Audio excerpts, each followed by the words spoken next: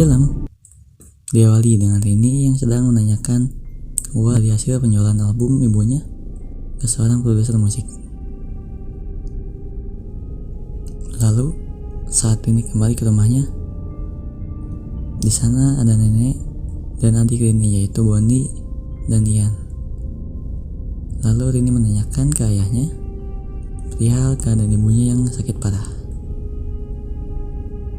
Lalu terdengar suara lonceng yang menandakan ibunya memanggil.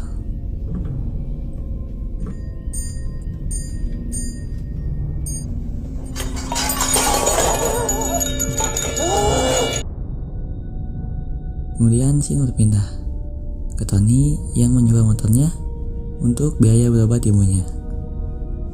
Dan saat Tony sedang mengobrol dengan ibunya, "Kenapa?" saat malam, Rini terbangun dari mimpinya. Dan tak lama, ibunya memanggil. Dan saat diangketi,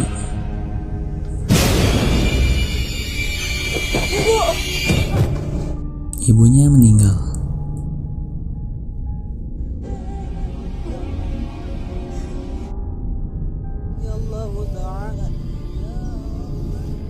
Setelah menguburkan almarhum ibunya, Rini tampak mengobrol dengan Hendra. Lalu Shin berpindah. Tony yang sedang mendengarkan radio, dan terdengar suara lonceng yang membuatnya penasaran dan takut. Lalu saat ditelusuri,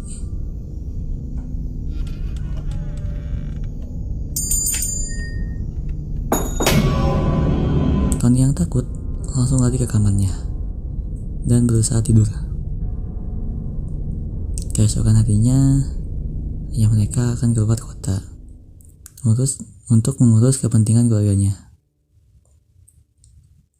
Lalu saat Rini ngobrol bersama Hendra, kita diperlihatkan di rumahnya nenek yang sedang menulis surat. Dan saat ini kembali ke rumahnya, Bondi memergoki neneknya yang sudah tidak bernyawa, yang jatuh masuk ke dalam sumur.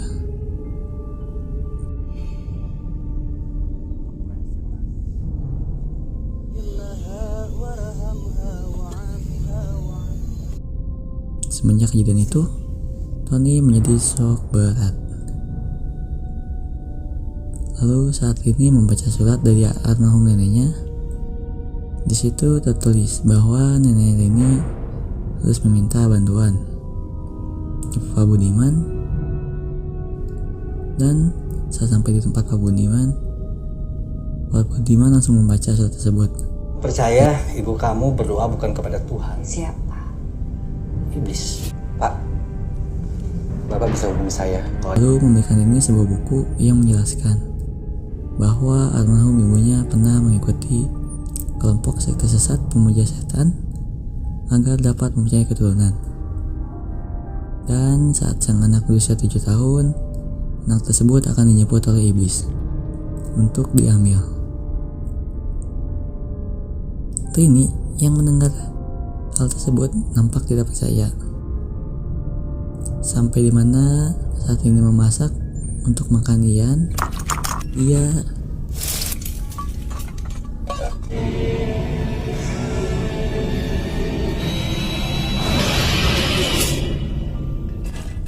Rini yang panik langsung memanggil Ustadz agar mendoakan almarhum neneknya. Kalian sholat kan? Tidak, Ustaz. Kalau sholat kalian tidak khusyuk, kalian akan mudah diganggu. Pada malam harinya, Rini yang sedang sholat nampak kurang khusyuk. Lalu saat dia selesai sholat,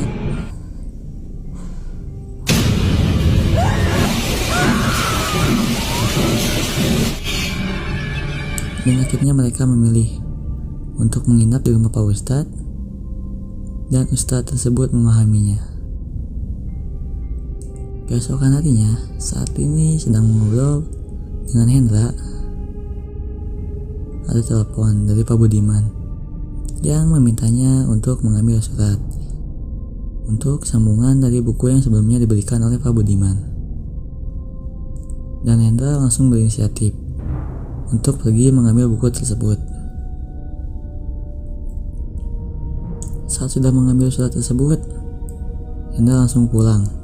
Tapi saat di jalan, dan akhirnya Hendra pun mati. Pak Ustadz yang mengetahui anaknya telah tiada langsung shock berat. Setelah kejadian tersebut, Pak Ustadz lebih banyak menyendiri, hingga sampai di mana ayah ini telah kembali dari luar kota dan langsung mengajak semua anaknya pulang ke rumah.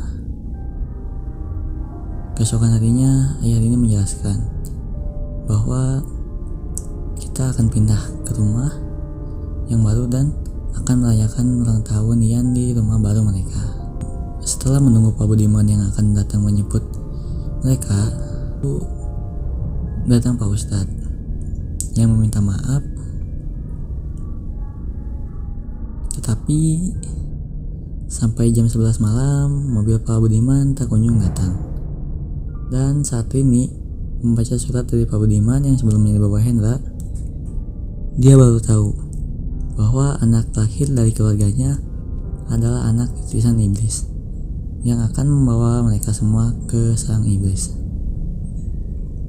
Tepat saat anak tersebut berusia 7 tahun. Ini yang membacanya langsung panik, karena pada jam 12 tepat Ian akan berulang tahun.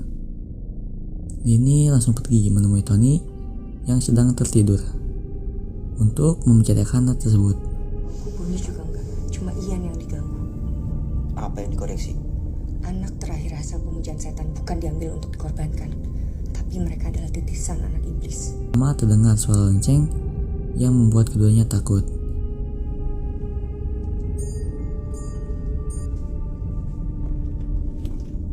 Dan saat dilihat,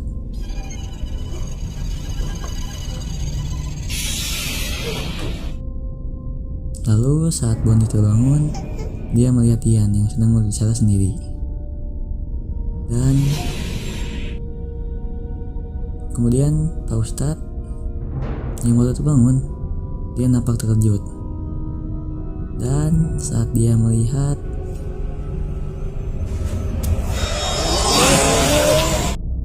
lalu scene berganti ke ayah yang sedang tertidur. Dan saat bangun,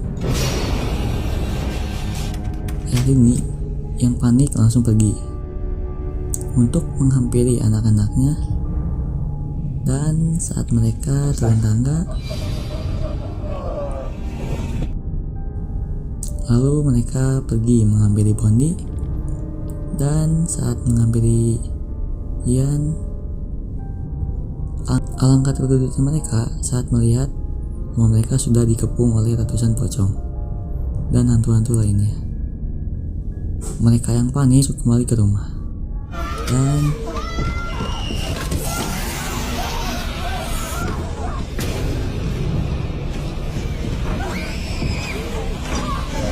lalu datanglah Pak Budiman yang langsung membawa mereka pergi. Sejak awal ya bukan anak kamu.